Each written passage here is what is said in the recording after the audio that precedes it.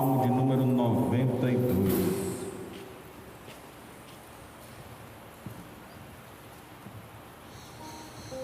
Originariamente, este salmo foi composto para ser lido no dia da adoração ao Senhor.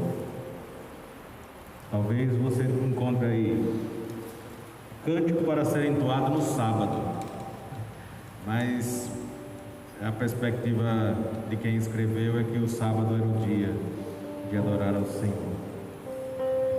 Não vou me debruçar sobre explicações teológicas, mas hoje nós temos a alegria de todos os dias considerar como um dia de adoração ao Senhor, principalmente quando nós nos reunimos.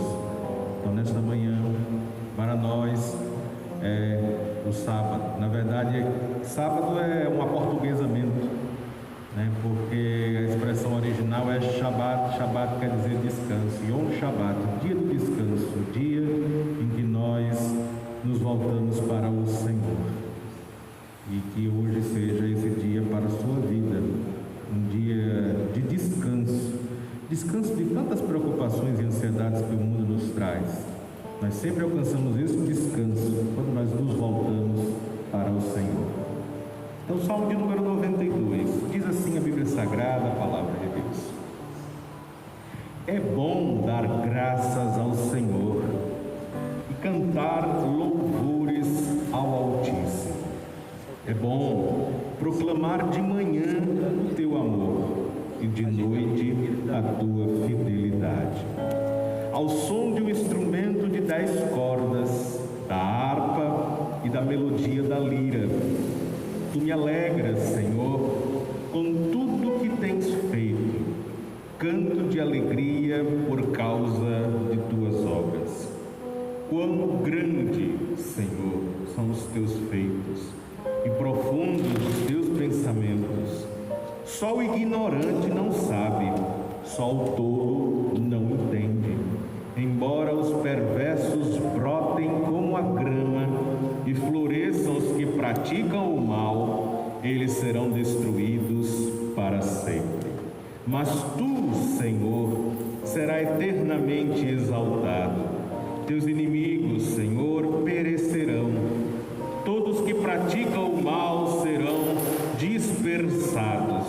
Tu, porém, me tornaste forte, como boi selvagem, e me ungiste com o óleo da melhor qualidade. Meus olhos viram a queda de meus inimigos, meus ouvidos ouviram a derrota de meus perversos adversários. Os justos, porém, florescerão como palmeiras e crescerão como os cedros do Líbano, pois estão plantados na casa do Senhor. Florescerão nos pátios de nosso Deus. Mesmo na velhice produzirão frutos, continuarão verdejantes e cheios de vida. Anunciarão: o Senhor é justo, Ele é minha rocha, nele não há injustiça. Amém. Vamos orar ao Senhor. Senhor nosso Deus, em primeiro lugar, Pai, te louvamos, te agradecemos, te exaltamos, ó Pai, por quem Tu és.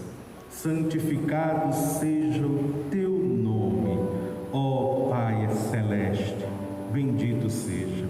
Obrigado, meu Deus, por esta oportunidade maravilhosa que o Senhor nos concede de nos reunirmos, ó Deus, como igreja, estarmos reunidos, ó Deus, na comunhão dos santos, para render graças a Ti e para receber do Senhor, Pai, força, direção, paz do Teu Santo Espírito, a fim de prosseguirmos, ó Deus, superando todos os obstáculos, dificuldades, as lidas que a vida nos traz. Te bendizemos porque temos testemunhado, ó Pai, da Tua fidelidade em todo o tempo. O Senhor é fiel e nunca nos desampara. Por isso te bendizemos. Nesta manhã, meu Deus, nesta ocasião que aqui estamos reunidos, nós te pedimos, ministra os nossos corações. Eu te peço que neste momento, ó Deus, o Senhor que é onisciente, que tudo sabe, sonde cada coração dos que aqui estão presentes, ó Deus. Ó Deus, que o Senhor contemple cada preocupação, cada ansiedade, cada angústia, meu Deus, cada situação, cada pensamento que tem tirado a paz, que tem tirado o sossego dos teus filhos, e que por tua graça e pelo teu poder manifesta, ó Deus, a tua graça, a tua provisão, abençoando, ó Deus, suprindo, ó Pai, que toda e qualquer situação seja repreendido agora e caia por terra em nome de Jesus, e que no lugar desta ansiedade, desta preocupação, instale-se, ó Deus, a tua paz, a paz que vem de teu Santo Espírito, a paz que excede, que vai além de toda compreensão, pois ela não está, meu Deus, alicerçada em nada que os nossos olhos possam contemplar ou que a nossa mente possa entender, mas esta paz, ela vem da confiança que temos no Senhor, que é fiel. Esta paz vem, ó Deus, da confiança que temos no Senhor, que é todo-poderoso. Esta paz vem da confiança que temos no Senhor, que é Deus de amor e de graça, e que sempre age para conosco, movido por misericórdia. É no nome de Jesus, meu Deus, que nós te pedimos. Que o nosso coração esteja neste momento livre, que o nosso coração neste momento esteja aberto, que as nossas mentes, ó Deus, estejam despreocupadas, para que verdadeiramente contemplemos ao Senhor e de coração manifestemos, ó Deus, o nosso louvor, pois o Senhor é digno de toda adoração, o Senhor é digno de toda exaltação, ó Deus, em nome de Jesus. Ajuda-nos, Pai, ajuda-nos em todo tempo, e quando nos debruçarmos sobre a Tua Palavra para nos compreendermos então a Tua direção para as nossas vidas, rogamos a Ti que o Teu Santo Espírito nos traga respostas, ó Deus, que o Teu Santo Espírito nos direcione ao centro da Tua vontade, a fim de que a experimentemos, pois a Tua Palavra nos diz que ela é boa, perfeita e agradável, e nós cremos. É no nome de Jesus que nós te pedimos, Pai, e neste nome bendito e poderoso, te louvamos, te agradecemos, hoje e sempre. Amém. Graças a Deus. Louvado seja o Senhor. Vamos orar ao Senhor neste momento e eu passo a palavra para Robson, que vai nos conduzir.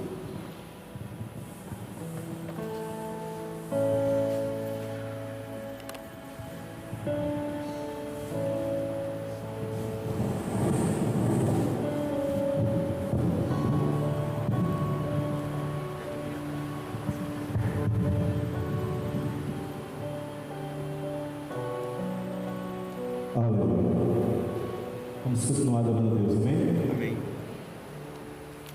Seus olhos fechados, vamos dizer que esse nosso Deus, ele é poderoso. Glória a Deus.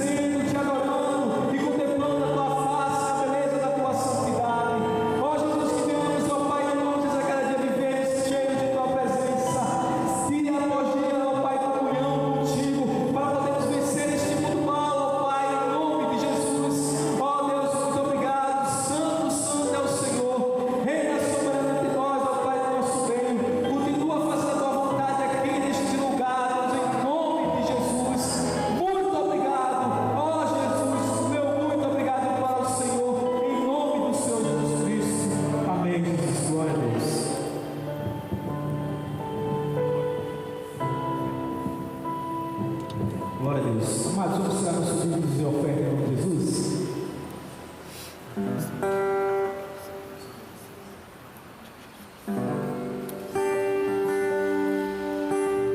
Vem, Senhor, minha vida oferecer como oferta e sacrifício.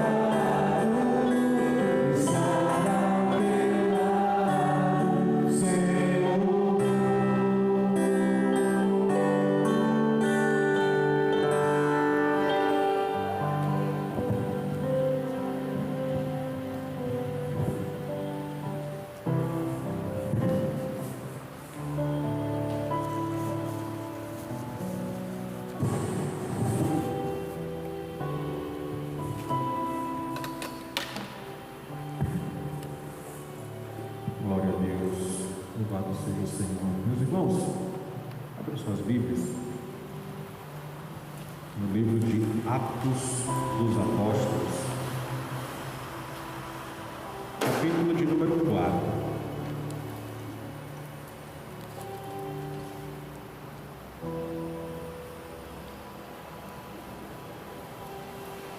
Atos dos Apóstolos, capítulo de número 4.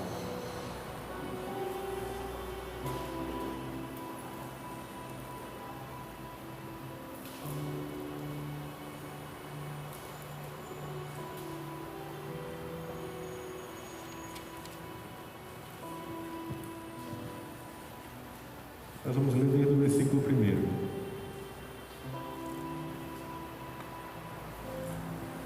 Todos acharam? Glória a Deus. Diz assim a Bíblia Sagrada, a palavra de Deus. Enquanto falavam ao povo, Pedro e João foram confrontados pelos sacerdotes, pelo capitão da guarda do templo e por alguns saduceus. Os líderes estavam muito perturbados porque Pedro e João ensinavam ao povo que em Jesus há a ressurreição dos mortos. Eles os prenderam e, como já anoitecia, os colocaram na prisão até a manhã seguinte. Muitos que tinham ouvido a mensagem creram, totalizando agora cerca de 5.000 homens. No dia seguinte, o conselho das autoridades, dos líderes do povo e dos mestres da lei se reuniu em Jerusalém. Estavam ali Anás, o sumo sacerdote, e também Caifás, João, Alexandre e outros parentes do sumo sacerdote. Mandaram trazer Pedro e João e os interrogaram: com que poder ou em nome de quem vocês fizeram isso? Cheio do Espírito Santo, Pedro lhes respondeu: autoridades e líderes do povo, estamos sendo interrogados hoje porque realizamos uma boa ação em favor de um aleijado. e os senhores querem saber como ele foi curado. Saibam os senhores e todo o povo de Israel que ele foi curado pelo nome de Jesus Cristo, o Nazareno, a quem os senhores crucificaram, mas a quem Deus ressuscitou dos mortos. Pois é a respeito desse Jesus que se diz: a pedra que vocês, os construtores, rejeitaram, se tornou a pedra angular. Não há salvação em nenhum outro, não há nenhum outro nome debaixo do céu, em toda a humanidade, por meio do qual devamos ser salvos. Quando os membros do conselho viram a coragem de Pedro e João, ficaram admirados, pois perceberam que eram homens comuns, sem instrução religiosa formal. Reconheceram também que eles haviam estado com Jesus, mas não havia nada que pudessem fazer, pois o homem que tinha sido curado estava ali diante deles. Assim, ordenaram que Pedro e João fossem retirados da sala do conselho e começaram a discutir entre si: que faremos com estes homens? Perguntavam uns aos outros. Não podemos negar que realizaram um sinal, como todos em Jerusalém sabem, mas para evitar que espalhassem sua mensagem, devemos adverti-los de que não falem nesse nome a mais ninguém. Então os chamaram de volta e ordenaram que nunca mais falassem nem ensinassem em nome de Jesus. Pedro e João, porém, responderam: os senhores acreditam que Deus quer que obedeçamos a vocês e não a Ele? Não podemos deixar de falar do que vimos e ouvimos. Os membros do conselho fizeram novas ameaças, mas por fim os soltaram. Não sabiam como castigá-los sem provocar um tumulto, visto que todos louvavam a Deus pelo ocorrido, pois o aleijado que havia sido curado milagrosamente tinha mais de 40 anos de idade.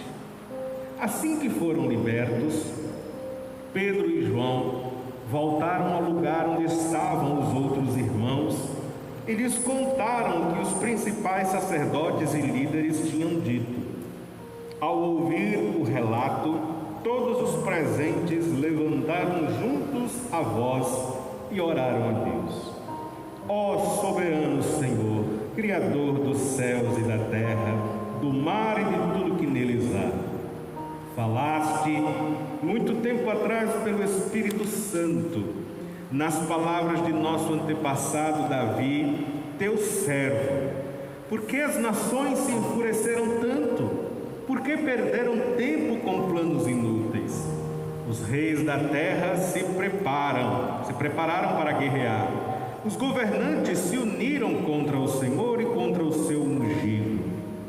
De fato, isso aconteceu aqui, nesta cidade, pois Herodes Antipas, governador Pôncio Pilatos, os gentios e o povo de Israel se uniram contra Jesus, teu servo, teu santo servo, a quem ungiste. Tudo que fizeram, porém, havia sido decidido de antemão pela tua vontade.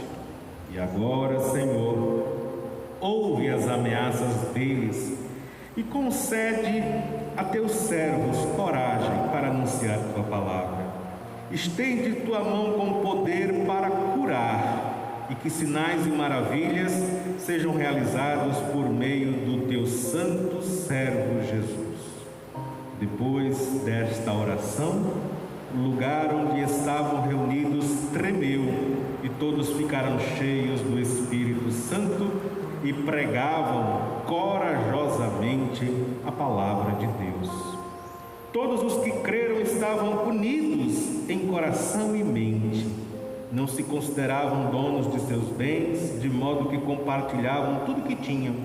Com grande poder os apóstolos davam testemunho da ressurreição do Senhor Jesus, e sobre todos eles havia grande graça.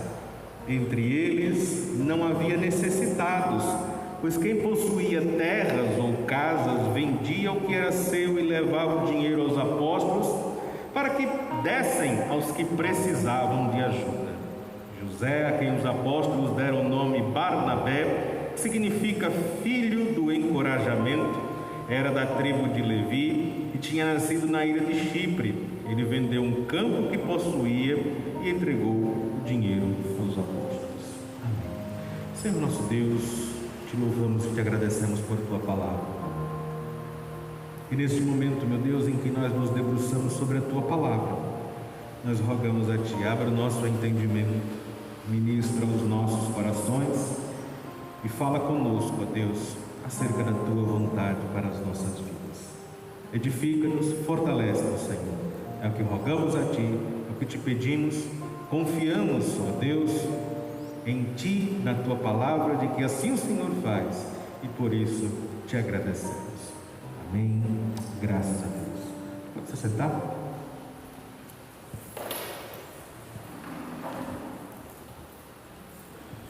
Glória a Deus. Meus irmãos, nesta passagem eu poderia falar muitas coisas aqui, né? Esse capítulo 4, há muitas situações aqui que merecem uma atenção especial, merecem uma análise especial, merecem ser profundamente assim compreendidas e estudadas. Mas nesta manhã eu quero me deter e falar aos irmãos de uma mensagem que ela é geral dentro do capítulo 4, que o Espírito Santo colocou no meu coração e que, creio eu, ser de profunda relevância para as nossas vidas, principalmente no momento em que nós estamos vivenciando.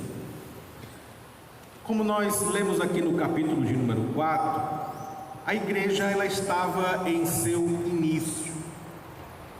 Se vocês lembram da história, no capítulo 3, Pedro e João iam ao templo aproximadamente 3 horas da tarde, que era a hora do sacrifício, e quando eles iam chegando no templo, havia um homem aleijado na porta do templo que mendigava. E aquele homem, ao ver Pedro e João, estendeu a mão para pedir esmola, como fazia de costume. Já nós lemos aqui que ele tinha mais de 40 anos, então aleijado sem poder trabalhar, só lhe restava pedir esmolas, e por isso ele já devia estar ali há décadas. E a Bíblia nos diz que Pedro e João pararam diante daquele homem, e Pedro lhe disse assim, aquela famosa fala: não tenho prata, não tenho ouro, mas o que eu tenho eu te dou. Em nome de Jesus Cristo Nazareno, levanta-te e anda. E a Bíblia nos diz que as pernas do homem se fortaleceram, de um salto ele se pôs em pé e entrou com Pedro e João no templo, pulando e dando glória a Deus. E era um homem que, porque estava ali há muito tempo, apesar de Jerusalém ser uma cidade relativamente grande, o templo ser relativamente movimentado, mas como aquele homem devia estar ali há muito tempo, o povo já conhecia. Sabe quando você, até mesmo aqui em Aracaju, a gente anda pela rua, tem alguns mendigos que a gente já conhece, porque principalmente quando você anda pelo centro, você acaba encontrando várias vezes. Eu mesmo conheço vários, né, que frequentemente a gente encontra, e ele possivelmente era um destes. E ali o que acontece? As pessoas conheciam, sabiam que ele estava ali há anos, de repente vem em pé, pulando, dando glória a Deus, dando testemunho de que havia sido curado. O povo, quando vê aquilo, fica assim, fica atônito, né? Fica maravilhado com o que tinha acontecido. E aproveitando a ocasião, Pedro começa a anunciar o evangelho da salvação do Senhor Jesus Cristo. Porque, meus irmãos, só um comentáriozinho rapidinho, esta é a função de milagres. O evangelho, ele não existe para os milagres, mas os milagres Deus opera como oportunidade para que preguemos o evangelho. Foi exatamente o que fez ali. O foco não ficou no milagre. O povo olhou, aí Pedro teve a atenção do povo, porque o homem tinha sido curado. Foi o que ele fez? Falou de Jesus. E percebam que quando houve a repreensão e a perseguição, não foi por conta do milagre, mas foi porque Pedro estava anunciando que em Jesus Cristo há ressurreição dos mortos. E ali o que acontece? A Bíblia nos diz que a igreja, que até pouco tempo estava com um quantitativo de membros de 3.000 pessoas, foi aquela primeira pregação de Pedro com aquele batismo que nós lemos no dia de Pentecostes, agora subiu para 5.000, né? 2.000 pessoas são acrescentadas. Isso começa a mudar a realidade local, e isso começa a atrair, porque assim, estes homens, se você bem lembrar, às vezes a gente precisa ter um esforço para poder lembrar disso, que Atos dos Apóstolos é sequência do Evangelho. Aí você lê no Evangelho de João, no capítulo 11, estes mesmos homens aqui, Anás, Caifás e a família toda, discutindo o que vamos fazer com Jesus. Aí eles confabulam e chegam à conclusão de que tinha que matar Jesus de qualquer jeito. E ali nós sabemos que houve a crucificação. Nós lemos no Evangelho de Mateus que eles subornaram os guardas para que mentissem e dissessem que de noite os discípulos foram lá e roubaram o corpo. Nós lemos isso, que houve suborno para que essa mentira fosse divulgada. E eu acredito que na mente dele, na cabeça dele, estava assim: resolvemos o problema. De repente, o que é que acontece? Os mesmos milagres que Jesus operava, agora são os seus discípulos que operam. E a mensagem não era apenas que Jesus era o Messias, ou que é o Messias, mas que os líderes mataram e Deus o ressuscitou, e que quem crê nele, da mesma forma, igualmente ressuscitará e não provará de condenação. Isso promoveu uma revolução, como promove até os dias de hoje.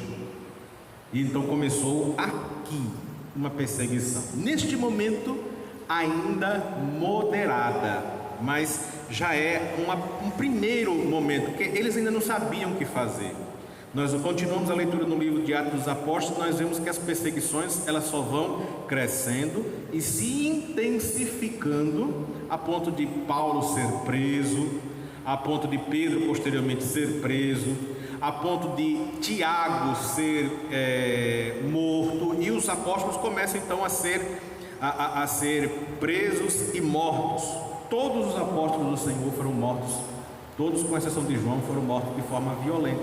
Só João morreu de velhice, mas foi preso na ilha de Patmos, porque o mundo não aceita o que vem de Deus, por isso que vem a perseguição. De forma, meu Deus, de forma, meus irmãos, que perseguição não é novidade. Dificuldades para a igreja não é novidade. Desde aquela época que nós lemos os relatos das dificuldades e das perseguições. A grande questão, e é sobre isso que eu quero me debruçar aqui com os irmãos, é qual a reação da igreja diante das dificuldades. Porque veja só, eu não estou dizendo aqui que nós estamos passando por um contexto de perseguição. Não, eu particularmente acredito que nós não estamos enfrentando perseguição, mas nós temos enfrentado situações que estão sendo muito difíceis para a nossa condição enquanto igreja, não apenas pessoalmente, não apenas para mim, para o irmão, para o outro, mas como igreja. Porque a partir do momento que nós temos dificuldade, que ficamos impedidos por conta das circunstâncias, eu não vou entrar aqui no mérito se são legítimas ou não, mas eu acredito sim, até então eu acredito que o cuidado sanitário é um cuidado legítimo, nós devemos ter cuidado. Por isso que nesta manhã nós estamos aqui com espaço aberto, arejado, para que cada um possa manter a distância mínima de 2 metros, sem que tenhamos problema algum. Não é apenas para satisfazer uma norma, mas de verdade um cuidado com os irmãos, porque é legítimo. A questão não é essa, mas a questão é as dificuldades que nós enfrentamos nesse contexto e qual deve ser a nossa postura, qual deve ser a nossa atitude diante disso. Nós olhamos para desse momento da igreja e nós vemos um padrão ali que você vai encontrar durante todo o livro de Atos dos Apóstolos, à medida que as dificuldades vão surgindo, eles agem e reagem da mesma forma, e nós vemos Deus lhes trazendo sempre a mesma resposta. Que padrão é esse?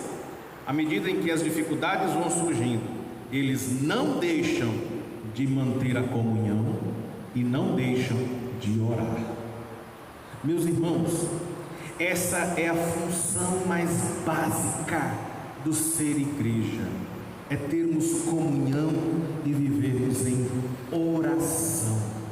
oração, e nós não podemos abrir mão disso, e nós precisamos viver esta comunhão e viver esta oração nos meios que forem possíveis. Se não pudermos nos reunir fisicamente, hoje, graças a Deus, nós temos ferramentas que nos possibilitam nos reunirmos em qualquer lugar do mundo e mantermos a nossa comunhão e a nossa oração. Deixa eu compartilhar com vocês um testemunho. Eu participo de um grupo de oração de pastores batistas. No começo éramos só pastores batistas nacionais.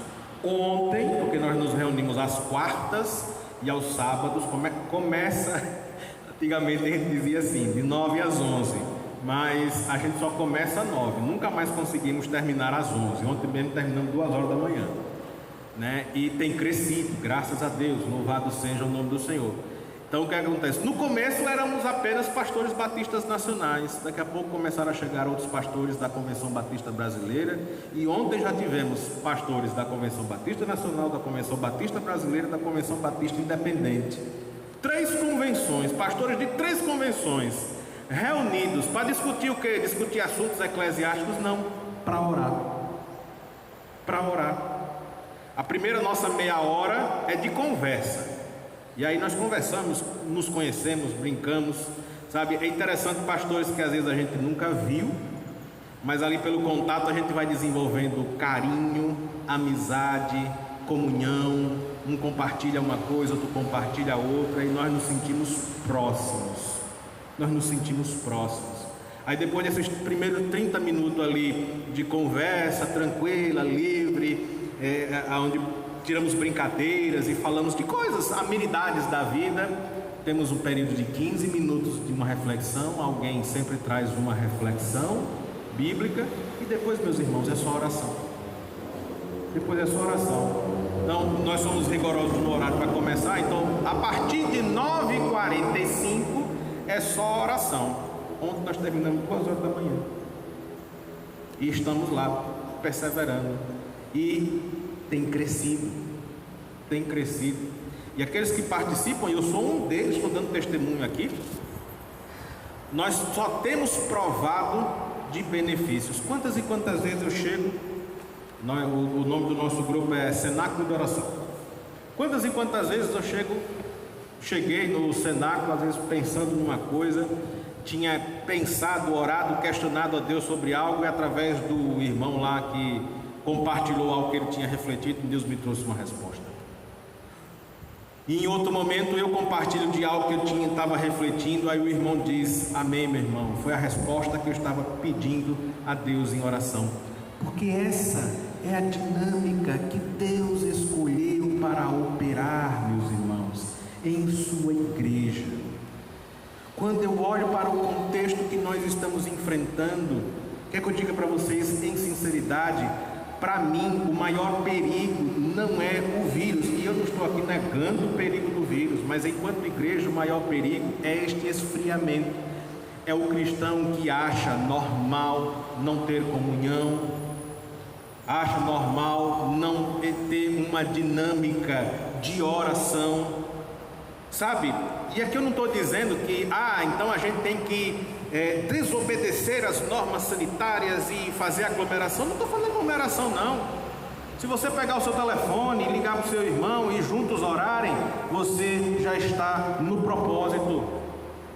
Repito, hoje nós vivemos uma grande bênção, que é a oportunidade. Vejam, nesse nosso grupo tem pastor daqui de Sergipe, tem pastor de Pernambuco, tem pastor do Maranhão, tem pastor do Pará, tem pastor do Acre, tem pastor de Goiânia, tem pastor de São Paulo, tem pastor do sul, nós temos pastores de vários lugares, e estamos ali todo mundo junto, no mesmo momento, pela graça que o Senhor nos concedeu da tecnologia nos dias de hoje. Porque a questão, entenda, por favor, não foque em um formato já pré-concebido, né, das reuniões de oração, onde nós nos reunimos, damos as mãos. Não, tira essa ideia. A questão que eu estou falando aqui é do princípio, é do orar. Como nós vamos fazer? Se vamos nos reunir fisicamente ou se vamos nos reunir virtualmente, aí é uma outra discussão. O que tem que ser um princípio, tem que ser inegociável e que tem que arder no seu coração é o desejo de se reunir com seus irmãos para orar. Pois esta é a base da igreja. É em oração que nós crescemos, meus irmãos, em comunhão. Sabe por quê? Cada um aqui é diferente um do outro. Cada um tem uma história, cada um enfrenta uma luta, cada um tem uma dificuldade. Mas quando nós nos unimos em oração, nós nos igualamos. Sabe por quê? Primeiro, estamos todos dirigindo a oração ao mesmo Deus, a quem reconhecemos e chamamos de Pai.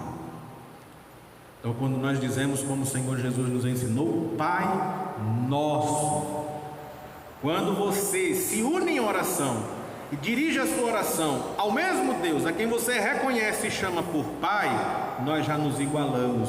Isso já é, então, um início ali, uma ação fomentadora de comunhão, porque nós percebemos que estamos na mesma condição. E quando nós então abrimos o nosso coração e começamos a clamar, nós começamos a perceber que tal qual a mim e o outro, todos têm necessidades, todos confiam no mesmo Deus e esperam do Senhor um direcionamento, uma provisão para as suas vidas. É por isso que nós olhamos para as Escrituras e nós vemos a igreja primitiva crescendo. Acima de tudo, meus irmãos, em comunhão. Quando eu olho para esta passagem do capítulo 4, veja que isso que nós lemos depois, de que não haviam necessitados entre eles, era consequência de quê? De comunhão. Porque eles se identificavam uns com os outros como verdadeiramente irmãos, como membros de uma única família, como partes de um único povo. E como família, como povo, você sente, é a palavra da moda hoje, né? Empatia.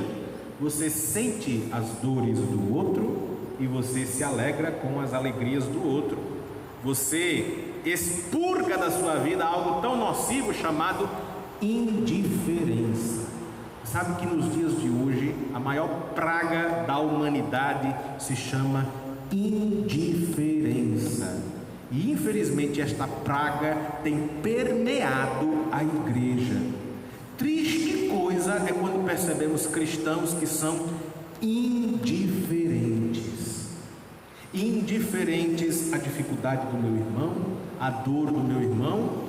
E isso eu estou falando apenas no contexto de igreja, sem levar em consideração a indiferença em relação aos outros, porque a indiferença ela é danosa, perniciosa, ela é maligna, seja qual for o contexto a ser observado, seja qual for o contexto a ser analisado. Mas quando nós olhamos para a raiz, se tem uma coisa que tem um poder, um potencial de minar e de destruir uma comunidade, eu não vou dizer uma igreja, porque as portas do inferno não prevalecerão sobre a igreja do Senhor, mas que tem poder de destruir uma comunidade é a indiferença. A indiferença tem o poder de destruir uma comunidade. E nós precisamos, de verdade, meus irmãos, com unhas e dentes, né? Uma expressão contemporânea, com unhas e dentes, ou seja, com todo o afinco, lutar contra esta indiferença. E uma ferramenta preciosa que o Senhor nos concedeu para que vençamos este mal da indiferença é a oração. A oração, às vezes a gente olha para a oração como um mecanismo onde eu apresento a Deus aquilo que eu quero que Ele faça. Nós temos esta perspectiva sempre, né? E que não está equivocada, mas não é tudo o que é a oração? A oração não é apenas, meus irmãos, um meio pelo qual eu apresento a Deus as minhas necessidades, mas a oração é uma ferramenta preciosa que Deus nos deu para que gozemos de inúmeros benefícios. Uma das expressões, e os irmãos sabem que eu gosto muito de fazer essas análises do sentido das palavras que são utilizadas nas Escrituras. Uma das palavras utilizadas no Antigo Testamento, portanto em hebraico, para se referir à oração, porque não é uma apenas. No português a gente fala de oração, mas tem alguns sinônimos, né? Oração, prece, petição, né? Sentidos muito próximos. Mas no hebraico você tem inúmeras palavras para se referir à oração. E uma destas palavras que é utilizada recorrentemente nas Escrituras para se referir à oração é lehitpalel. Lehitpalel em hebraico, não vou me aprofundar aqui fazendo a morfologia da palavra, uma análise etimológica, mas ela tem na sua raiz a ideia de juízo. Oração não é Deus te julgar, mas é você se julgar. A oração ela tem esse poder porque quando você se coloca em sinceridade diante do Senhor, você sonda a sua vida, você se enxerga. Não é apenas apresentar a Deus as minhas petições, mas é se enxergar. Em oração que você pode chegar como o salmista no Salmo de número 139, no final, um dos textos mais belos das Escrituras, quando ele diz assim: sonda, meu Deus, vê se há em mim algum caminho mau e guia-me pelo caminho eterno. É na oração que você olha para a sua vida e diz: meu Deus, aquilo que eu podia ver, eu já vi, mas eu sei que eu sou muito mais do que eu consigo ver. Mas o Senhor vê todas as coisas. Guia-me pelos caminhos que eu não entendo, guia-me pelos caminhos que eu não compreendo. Eu confio em Ti. É através da oração que nós percebemos isso. É através da oração que nós vamos percebendo o agir de Deus nas nossas vidas. Meus irmãos, não existe alegria neste mundo maior do que você ter uma comunhão com Deus em oração e você perceber as respostas de Deus às suas orações. E quando eu digo resposta de Deus, eu não estou me referindo apenas a milagres, mas eu não sei se alguém aqui já teve experiências nesse sentido, de estar se questionando, estar perguntando, estar conversando, e a expressão é essa mesmo, é questionar, porque às vezes a gente cria uma religiosidade de que nós não podemos questionar a Deus, e aí nós vemos um Abraão, nós estamos lendo agora o livro de Gênesis, nós estamos vendo um Abraão que questiona Deus, que Deus diz assim: eu vou te fazer um pai de uma grande nação, você vai ter um filho. E aí Abraão chega para Deus e diz assim: meu Deus, como é que isso vai acontecer? Porque assim, eu já estou ficando velho, Sara está ficando velho, e a única pessoa que eu estou vendo aqui na minha casa que é possível ser o meu herdeiro é o Eliezer, que é Damasceno Eliezer. Aí Deus diz: não vai ser através dele não. Aí depois ele vai questionando outras coisas, e um dos textos mais maravilhosos acerca deste questionamento de Abraão, e que em momento algum fala de desrespeito, mas fala de intimidade, de comunhão, de um diálogo aberto, com confiança, porque você só questiona aqueles em quem você confia. Se em Abraão existisse medo de Deus e não confiança, ele nunca questionaria, ficaria calado. Mas se ele questionava, ele porque se sentia à vontade, ele entendia quem era Deus. Um dos textos mais belos e maravilhosos é o que nós ainda vamos chegar, no capítulo de número 18, quando Abraão começa a questionar a Deus acerca da destruição de Sodoma e Gomorra. Ele diz assim: não fará não fará justiça o juiz de toda a terra, se o Senhor encontrar 50 justos, vai destruir a cidade toda por causa dos 50 justos. E aí o Senhor diz: não, por causa dos 50 eu não vou destruir. Aí Abraão insiste: mas e se faltar só 10? Por causa dos 40, ele começa a questionar. É bem verdade que ele para nos 10. Parou nos 10. Mas ele foi desde o começo. Você percebe essa dinâmica. Então, não é de forma inapropriada que eu usei a expressão questionar. Às vezes você questiona, perguntando, meu Deus, como é isso? Eu não estou entendendo. E dentro desse questionamento de oração, às vezes você vê alguém que não está, nem cristão é, e Deus usa a boca daquela pessoa para trazer a resposta que você estava precisando. Já aconteceu, meus irmãos, com isso, assistindo a programação na televisão. Um personagem lá que não era nem no contexto cristão. Uma situação clássica que aconteceu comigo uma vez. Eu estava assistindo um episódio de Star Trek, e ali o senhor Spock se tem uma coisa que não tem ali é contexto cristão. O senhor Spock falou um negócio que ali para mim foi uma resposta clara, nítida. Para mim ele estava falando exatamente de um contexto bíblico. Eu sei que não era, mas para mim naquele momento, porque foi uma resposta de algo estava, e eu entendi muitas coisas naquele momento. Mas por que isso acontece? Por que isso aconteceu comigo? Acontece com cada um de nós? Isso só é possível quando nós temos então uma dinâmica de oração com o Senhor, quando nós desenvolvemos essa dinâmica, aonde conversamos, aonde questionamos, aonde pedimos. Porque se eu não tivesse questionado, eu nunca ia entender a resposta. Você não tem resposta na pergunta que você não faz. Por isso que na filosofia a gente diz que muito mais importante do que a resposta é a pergunta. A pergunta abre portas, a resposta fecha. Em que sentido? Que a pergunta lhe faz pensar. Então vamos transportar esta fala para o nosso contexto. Muito mais importante do que os milagres de Deus é a nossa dinâmica de oração. Porque a oração é que abre portas para um mundo muito maior do que aquele que nós estamos. A oração abre portas para uma realidade muito maior do que a que nós nos encontramos.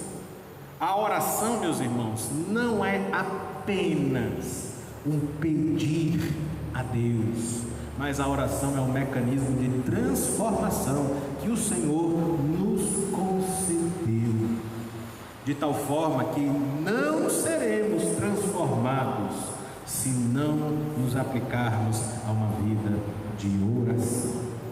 A oração, ela é fundamental. E eu, com muito temor e tremor, eu vou dizer uma coisa aqui para vocês agora. O momento em que nós estamos enfrentando é uma circunstância que nós podemos observar como uma oportunidade para crescermos nesta dinâmica de oração. Porque eu não sei se os irmãos lembram, mas eu me recordo bem, Para alguns momentos isso é bom, para outros momentos não é, mas eu tenho uma memória que para essas coisas assim é difícil de esquecer. Eu esqueço de outras coisas menores, mas essas coisas, falas e circunstâncias, eu tenho dificuldade de esquecer, fica gravado na minha mente. E eu me lembro que estávamos vivendo momentos antes desta pandemia. Estávamos vivendo 2019. Não sei se você se lembra, mas em 2019 nós estávamos numa correria tão louca, tão desenfreada, que ninguém tinha tempo para nada. Ninguém tinha tempo para nada. As pessoas estavam cansando, as pessoas estavam se degradando por conta dessa correria, não tinha tempo, corre para um lado, corre para o outro, tanta obrigação, tanta coisa, uma dinâmica, o mundo parecendo que estava girando muito mais rápido, parecendo que o relógio estava correndo, parecendo que o dia estava encolhendo. Você chegava no final do dia e olhava assim, meu Deus, o tempo já passou, parece que as horas estavam voando e não sobrava tempo para você fazer tudo o que você tinha que fazer. Aí chegou a pandemia. Eu não estou minimizando nem sendo indiferente à dor de quem perdeu, pelo contrário, só quem perde alguém próximo, querido, sabe a dor que é. É triste, é muito triste. Não é apenas a dor da perda, não é apenas a dor da morte, mas é de todo o contexto da morte. Aqueles que perderam familiares nesta pandemia não tiveram nem o direito de uma despedida, Não que isso espiritualmente tenha qualquer relevância, mas como seres humanos, para a elaboração do luto, é importante aquele momento do velório, é importante você ver o ente morto, você ter a oportunidade de despedida, humanamente falando, emocionalmente falando, como elaboração de luto, aquele momento é importante. Tanto que aqueles que perdem entes queridos em desastres, que não podem enterrar os seus familiares, sofrem muito mais, porque não tem uma lápide para observar, não teve aquele momento para elaborar, não viu o corpo morto. Muitas pessoas nesta pandemia estão enfrentando isso. É como se fosse uma tragédia no sentido de um acidente, em que nem velório não pode fazer. Você não tem um corpo para chorar. Então a dor, a elaboração, humanamente falando, a elaboração do luto é muito mais demorada, é muito mais sofrida. Então o sofrimento acaba sendo muito maior. Então eu não estou minimizando a dor e o sofrimento de ninguém, por favor. Mas eu estou observando essa dinâmica que acabou se instalando no mundo. O mundo que vivia tão acelerado teve que frear, teve que parar. E aí o que é que acontece? Você tem, meus irmãos, na situação que nós estamos enfrentando, nós temos duas escolhas. Ou nós enveredamos pelo caminho da ansiedade, da angústia, do desespero. E para alguém que não conhece a Deus, até é compreensível que enverede por este caminho, porque qual a esperança? Quem não conhece a Cristo, qual a esperança que terá? Sejamos sinceros, se você liga a sua televisão, eu ia dizer abre o jornal, mas hoje em dia o jornal em papel está cada vez mais escasso, né? Aí você liga a sua televisão, você liga lá o seu telefone, o seu tablet, o seu computador, vai observar, as notícias não encorajam. Porque em um momento a imprensa chega assim e diz: tem vacina, vamos vacinar. Aí daqui a pouco você já vê a mesma imprensa dizendo: o vírus agora mudou, será que a vacina vai surtir efeito? Aí você entra numa paranoia, você fica nessa, porque deixa eu dizer uma coisa para você: imprensa vive de tragédia, boas notícias não vêm. Isso não é da agora não, isso é desde que começou a imprensa. Se você fizer um estudo, fazer leitura, eu que gosto de história, de vez em quando eu vejo algumas matérias de jornais lá no passado, em algumas épocas. É interessante, eu já li matérias de jornais da época do Império e da época da República Velha, 1925, 1929, 1930. Parecia que eu estava lendo o jornal do dia de hoje. As mesmas manchetes sensacionalistas. Não é novidade, não é a imprensa de hoje não, é a imprensa como um todo, porque a tragédia é que vende, a boa notícia não vende. Então se você entrar nesta paranoia, você vai entrar em desespero, você vai ficar angustiado, você vai perder a sua sanidade. Então esse é um caminho em que infelizmente muitos acabam enveredando por ele, mas não deve ser o caminho do cristão. Repito, porque o cristão tem uma esperança. O outro caminho, meus irmãos, é o caminho da sujeição ao Senhor, principalmente através da oração. Nós lemos nessa passagem aqui no capítulo 4, nós lemos em tantas outras situações, ao se deparar com as dificuldades, sabe o que eles faziam? Se reuniam para orar. Eu sei que a gente lê essa passagem do capítulo 4, às vezes o que mais chama a atenção é o terremoto, né? A gente gosta, desses eventos sobrenaturais, que eles oraram e Deus mandou um terremoto naquele lugar. Mas sabe o que mais me chama a atenção no capítulo 4? É essa comunhão, que a Bíblia diz que Pedro e João, quando foram libertos, foram para o lugar onde os irmãos estavam reunidos. Ele não precisou sair mandando chamar, os irmãos já estavam reunidos. Mais adiante no capítulo 12, eu acho fantástico isso. Pedro é preso. Aí sabe o que é que o povo faz, a igreja faz? Se reúne para orar. E ficam lá orando.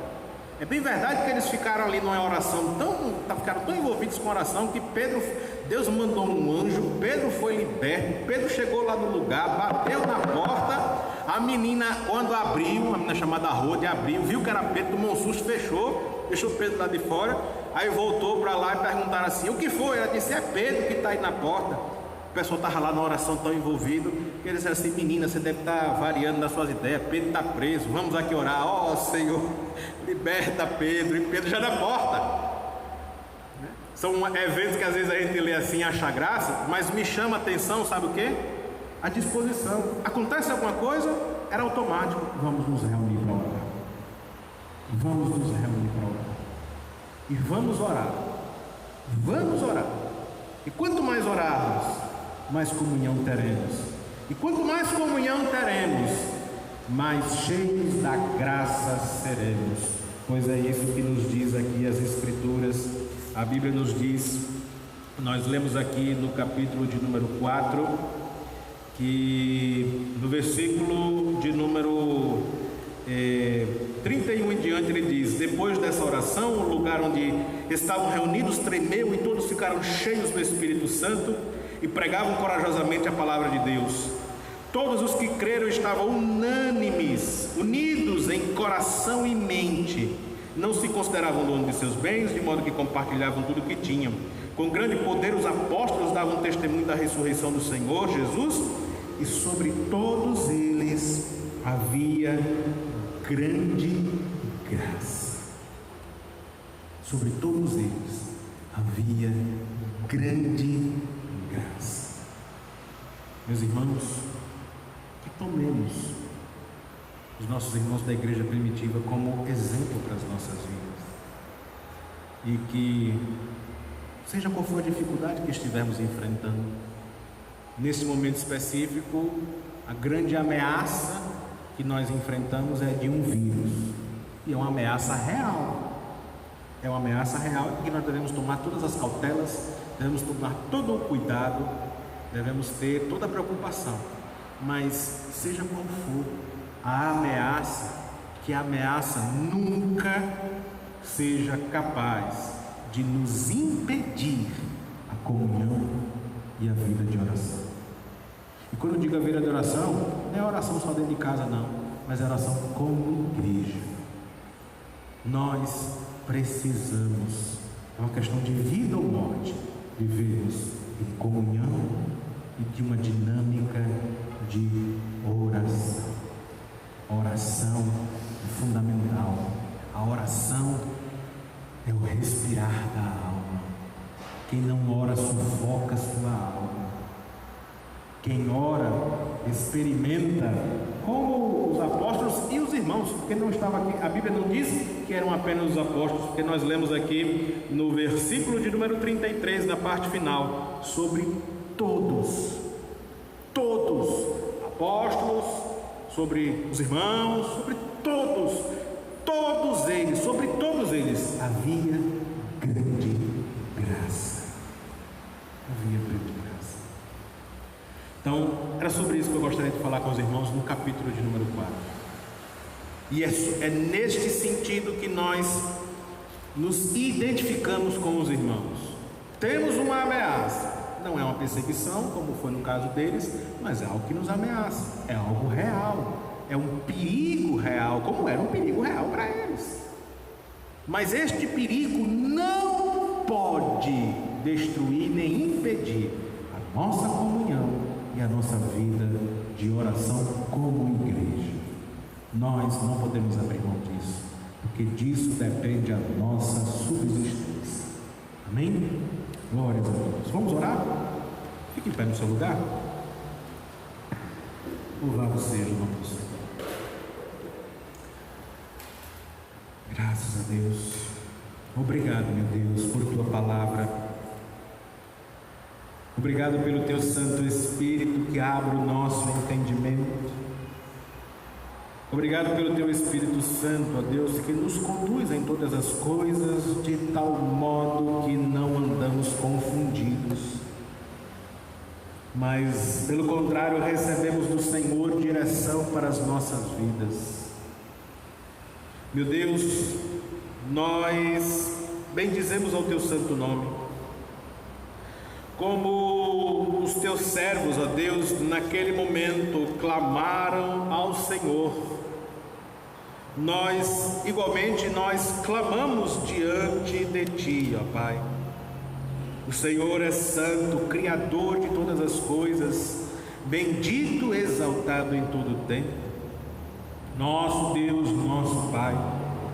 Ó Deus, temos enfrentado dificuldades, temos enfrentado lutas, Senhor. Estamos vivendo em um contexto onde há muita dor, onde há muitos medos, muitas apreensões, muitas preocupações, Senhor.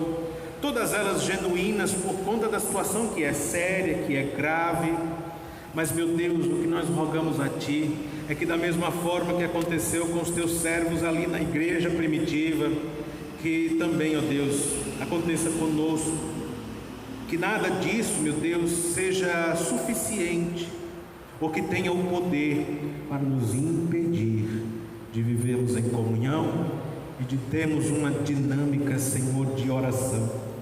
Lemos, ó Deus, pelas páginas das Escrituras, notadamente no livro de Atos dos Apóstolos, quantas e quantas vezes que, ao enfrentarem uma dificuldade, uma oposição, a reação da igreja era se unir para orar.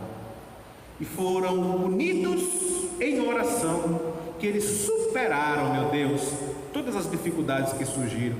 Não apenas na história da igreja primitiva que nós lemos no livro de Atos dos Apóstolos, mas quando termina, ó Deus, o capítulo de número 28, e nós passamos então a conhecer a história da igreja pela literatura paralela, pelos livros de história, no decorrer dos séculos, por estes 2000 anos da tua igreja, nós percebemos que historicamente esta permaneceu sendo a dinâmica do teu povo, pois foi a dinâmica que o Senhor nos deu. Seja qual for o contexto, meu Deus, vindo as dificuldades, o teu povo sempre se reuniu em comunhão para orar ao Senhor, pois o Senhor é a fonte da vida, a fonte da bênção.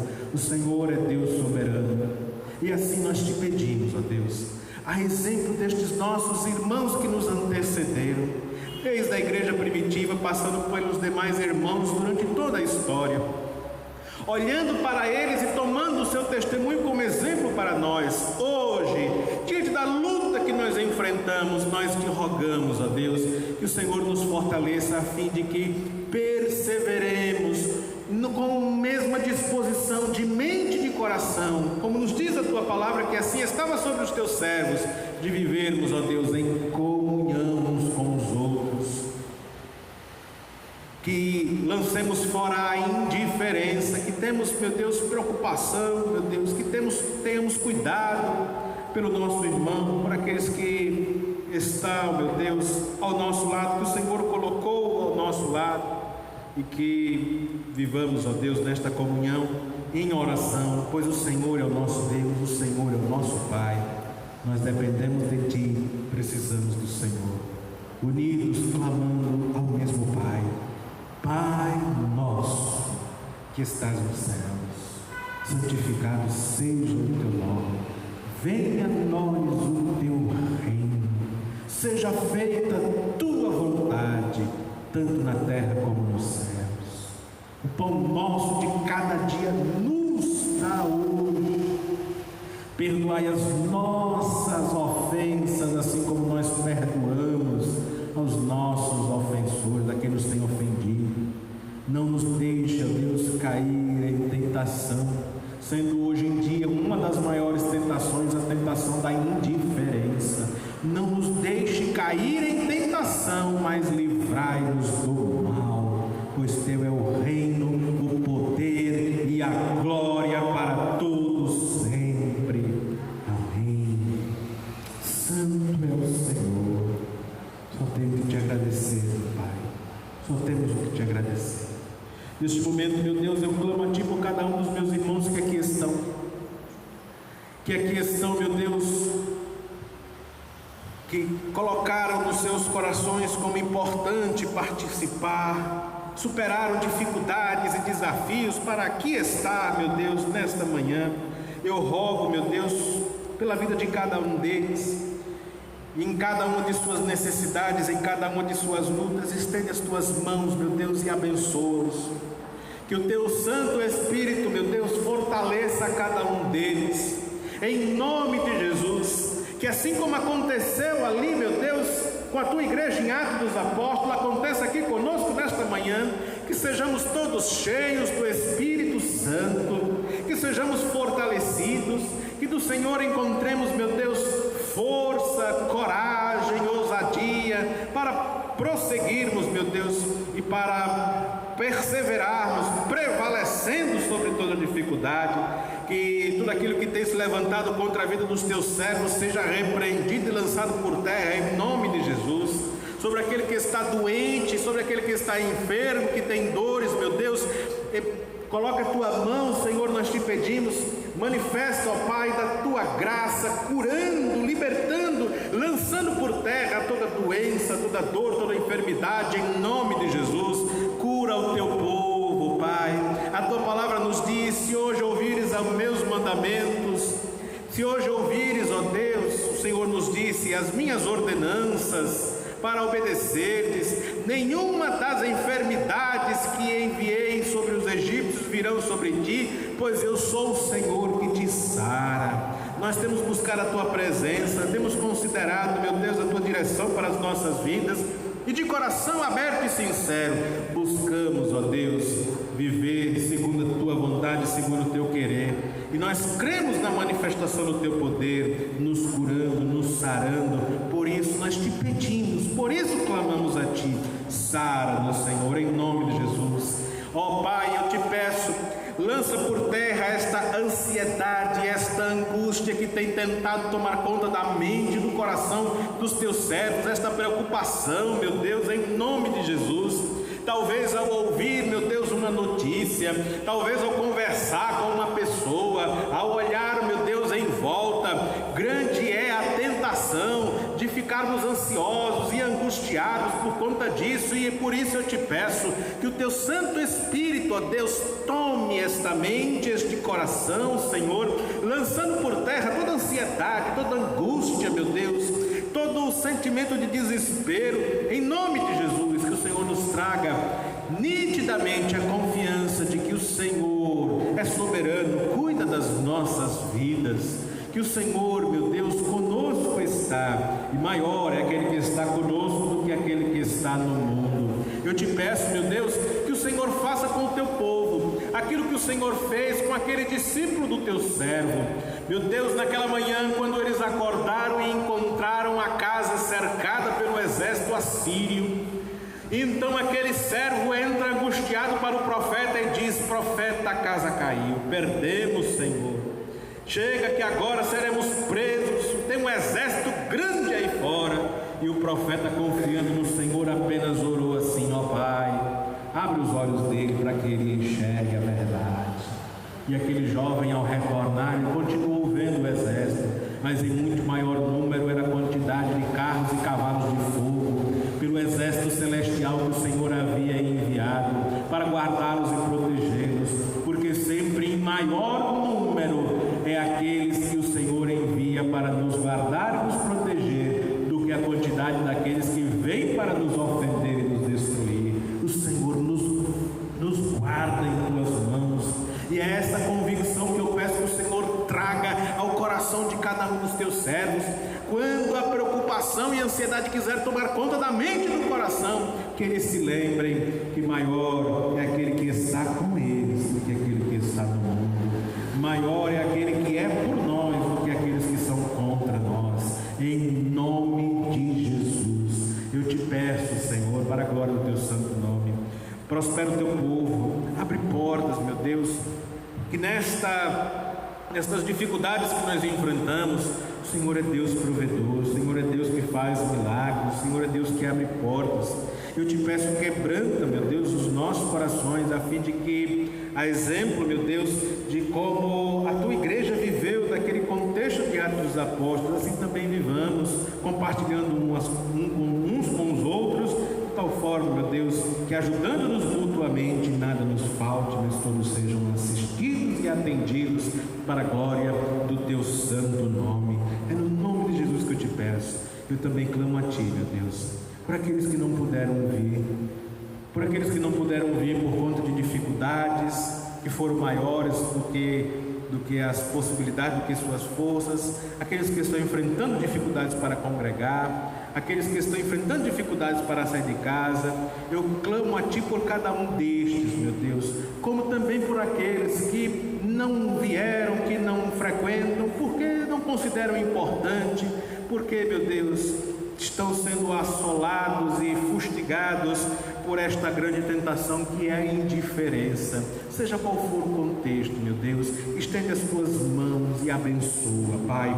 Eu te peço, sobre aqueles que desejam, mas não podem, não conseguem, que o Senhor os console, que o Senhor os fortaleça, que mesmo, meu Deus, impossibilitados, que não percamos a comunhão, que não percamos, meu Deus, o vínculo da perfeição que é o amor, que estejamos ligados através das ferramentas que o Senhor hoje nos possibilita, através do telefone, através dos aplicativos de mensagem, através, meu Deus, de tantas outras ferramentas existentes para que mantenhamos o contato mesmo à distância.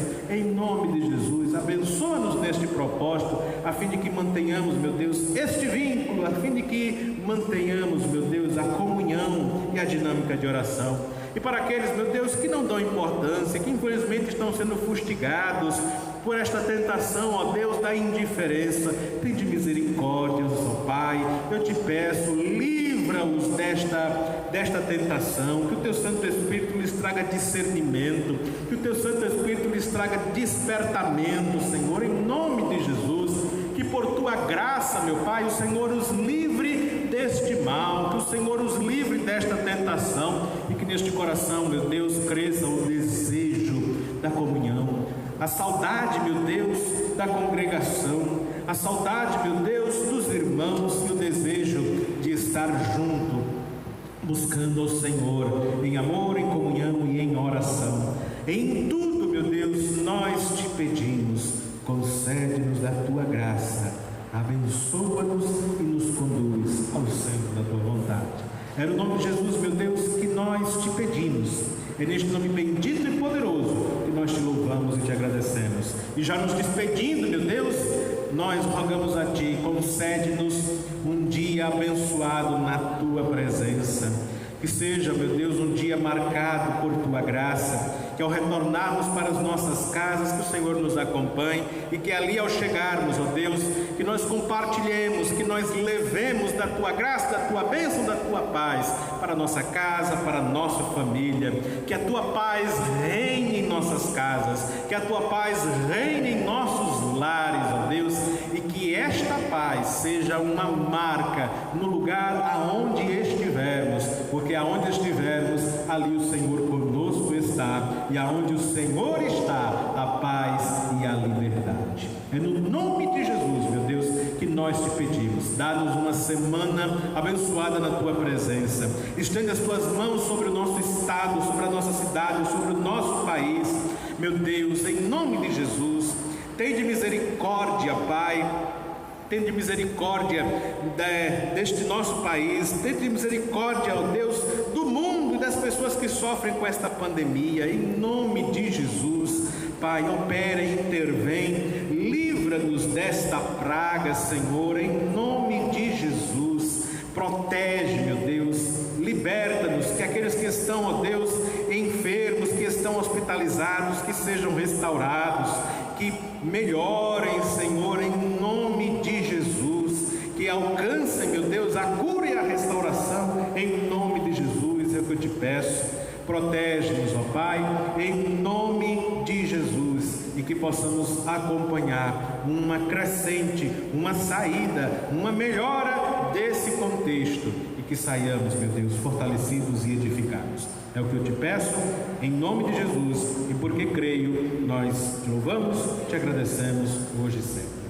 Que a graça do nosso Senhor e Salvador Jesus Cristo, o grande amor de Deus, a comunhão e consolação do Divino e Eterno Espírito Santo, esteja e permaneça em cada um de vós, desde agora, para todo sempre. Amém. Graças a Deus. Louvado seja o Senhor. Você pode aplaudir o Senhor?